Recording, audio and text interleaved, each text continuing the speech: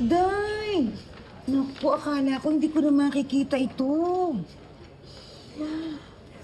Alam mo, limited na yan sa market. Kaya nung nalaman ko na favorite mo ang scent na yan, I immediately bought it for you. Para saan to? Anong kailangan niyo sa akin? Yung totoo. Hey, wala kaming kailangan sa'yo. It's just a simple gift for a special friend. You are my husband's business partner now. Kaya pinakikisamahan ko kayo. Pero yung friendship,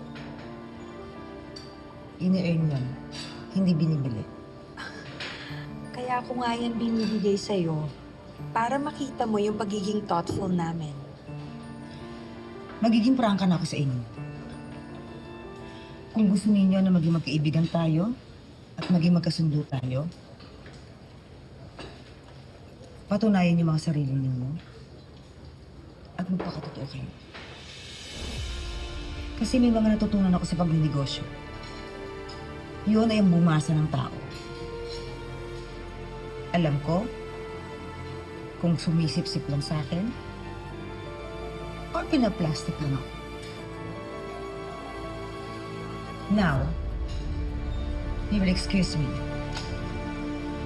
Marami pa akong gagawin.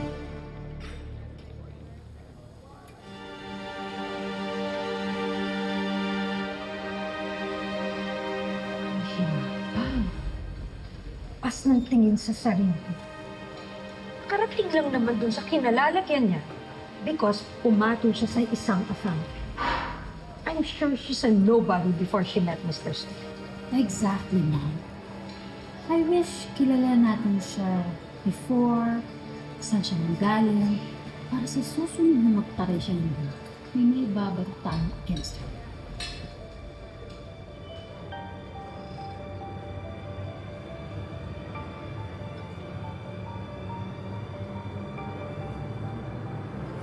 Pabango.